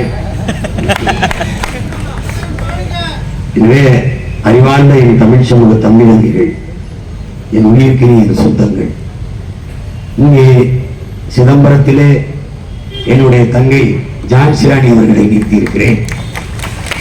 கடலூரிலே நம் மதிப்புமிக்க பெருந்தகை தலைமை ஆசிரியர் சங்கத்தின் தலைவர் அறிவார்ந்த பெருமகன் தாத்தா கலியபெருமாள் புரட்சியாளர் அண்ணன் தமிழரசன் அவர்களை பின்தொடர்ந்தவர். இன்றைக்கு அவர்களுடைய பேரன், அவருடைய தம்பி பிரபாகரனுடைய பிள்ளைகள் நம்மோடு சேர்ந்து நம்மை பின்தொடர்ந்து வருகிறார். எது ஒன்றையும் அவருக்கு நாம் கற்பிக்க வேண்டியதில்லை, எல்லாம் தெரியும். தமிழ் என்றால் என்ன, தமிழர் என்றால் யார், தமிழர் வரலாறு என்றால் என்ன, தமிழர் இனப்பெருமை என்ன, தமிழர் நிலத்தின் வளம் என்ன, எதையும் ஒதுக்க வேண்டியதில்லை. நாடாளுமன்றத்திற்கு அனுப்ப வேண்டிய ஒன்றுதான் நீ செய்ய வேண்டியது. எவ்வளவுதான் திறமையின் தகுதி இருந்தாலும் வாய்ப்பில்லை என்றால் பயனில்லை. என் அன்பு மக்களே, ஒரே ஒரு முறை உங்கள் பிள்ளைகள் எங்களுக்கு வாய்ப்பு கொடுத்து எங்கள் தகுதியை, எங்கள் திறமையை சோதித்து பாருங்கள். பெரம்பலூரிலே என் அன்பு மகள் தேர்மொழி பேராசிரியர் தேர்மொழி எல்லோருமே அவரவர் வேலையை விட்டுவிட்டு இந்த வேலை எந்த வேலையும் செய்யலாம். நாளை தினத்தின் விடுதலையை முதல் வேலை என்ற நோக்கிலே இந்த களத்திலே என் தங்கைகள், என் தம்பிகள், என் மதிப்புமிக்க பெருமக்கள் களத்திலே இருக்கிறார்கள். அறிவார்ந்த தமிழ் சமூக மக்கள் இந்த வரலாறு தந்திருக்க வாய்ப்பை நன்கு பயன்படுத்திக் கொள்ளுங்கள். உங்கள் பிள்ளைகள் எங்களின் கைகளை இறுக பற்றி எங்களுக்கு வலிமை தாருங்கள். காட்டு வளம், கனிம வளம், நீர்வளம், நிலவளம், மலை வளம், கடல் வளம் எல்லாவற்றையும் காக்க ஊழல், லஞ்சம், பசி, பஞ்சம், கொலை, கொள்ளை, சாதிய இழிவு, தீண்டாமை இவற்றை ஒழிக்க மத போதை, பெண்ணிய அடிமைத்தனம், பாலியல் வன்கொடுமையற்ற சமூகம் படைக்க புதிய ஒரு தேசம் செய்வோம். மக்கள் புரட்சியால் அதை உறுதி செய்வோம் என்று வந்திருக்கிறோம். அடிப்படை அமைப்பு அரசியல் மாற்றம். இது மாற்றத்திற்கான எளிய மக்களின் புரட்சி. உண்மையிலேயே எளிய மக்கள் நாங்கள் தான். மணல் வித்தவன், கல்குவாரி நடத்தி பல ஆயிரம் கோடிகளை சம்பாதித்தவன் ஊழல் லஞ்சத்தில் ஊறி திளைத்தவர்களுக்கு சீட்டு கொடுத்து நாங்கள் வரவில்லை. உழைக்கும் மக்களே, உங்களிடந்து வந்தோம். வயிற்று வழியில் பிறந்த பிள்ளைகள் அல்ல, தாயின் வயிற்று வழியில் வந்த பிள்ளைகள் அல்ல, தாய் தமிழினம் நீண்ட காலமாக சுமந்து வந்த வழியிலிருந்து வந்த பிள்ளைகள், உங்கள் பிள்ளைகள் நாங்கள். இதை கவனத்தில் வைத்துக் கொண்டு வாக்கு செலுத்தி எங்களை வெற்றி பெற செய்யுங்களே. நண்பு உறவுகளே, அறிவார்ந்த என் தமிழ் சொந்தங்களே, வாக்கு என்பது மதிப்புமிக்க ஆயுதம். அதை அநீதிக்கு எதிராக இயங்குது. அநீதியை கண்டு அச்சம் கொள்ளாது துணிந்து எதிர்ப்பவன் எவனோ அவனை உண்மையான ஜிகாத் என்கிறார்கள் நபிகள் நாயகம் ஸல்லல்லாஹு அலைஹி வஸல்லம் அவர்கள். அப்படி உண்மையான ஜிகாத்துகளாக புனித போராளிகளாக மாறுங்கள். நீங்கள் ஒவ்வொருவரும் பழனி பாபா போன்ற புரட்சியாளனாக மாறுங்கள். நீங்கள் உங்களை புரட்சியாளராக பார்த்துக் கொள்ளுங்கள். ஒரு பகத்சிங், ஒரு ராஜகுரு சுகதேவ், ஒரு அண்ணன் திலீபன், அண்ணன் தமிழ்ச்செல்வன், அப்படி ஒவ்வொருவராக நீங்கள் உங்களை உருவாக்கிக் கொண்டு உங்களுக்கு அச்சம் வருகிறதா? அச்சம் வருகிறதா? பிரபாகரன் பிரபாகரன் பிரபாகரன் பிரபாகரன் என்று ஒவ்வொரு முறையும் உச்சரிங்கள். தானாக உங்கள் நரம்பு முன்கேறி வீரம் கொப்பளிக்கும். அநீதியை கண்டு அச்சம் இல்லாமல் துணிந்து நீக்க உங்களுக்கு ஊக்கம் வரும். ஏன் அநீதியை கண்டு அச்சம் கொள்ளக்கூடாது? அஞ்சுவதும் அடிமணிவதும் நம் பரம்பரைக்கு கிடையாது. பயம் என்பது கோழைகளின் தோழன், வீரனுக்கு எதிரி. கண்ணீர் கோழைகளின் தோழன், எந்த வீரனும் இயங்க மாட்டான் என்கிறார் தலைவர். அறிவார்ந்த தமிழ் சமூக தம்பிதங்கைகளே, உங்களை நம்பித்தான் என் தந்தைகள் இருவரையும் எங்கள் மதிப்புமிக்க பெருமகன் ஆசிரியர் ஐயா மணிவாசகத்தையும் ஒப்படைத்து விட்டு செல்கிறேன். வெற்றி என்ற சொல்லை தவிர எனக்கு நீங்கள் பரிசாக தரக்கூடாது.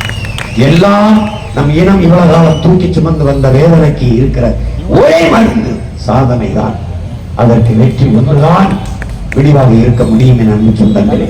இந்த நச்சு ஆட்சிகளை, தீய ஆட்சியை ஒழித்து தூய ஆட்சியை மலரச் செய்ய, கேடுகட்ட பணநாயகத்தை ஒழித்து மாண்புமிக்க ஜனநாயகத்தை மலரச் செய்ய ஒரே ஒரு வாய்ப்பு.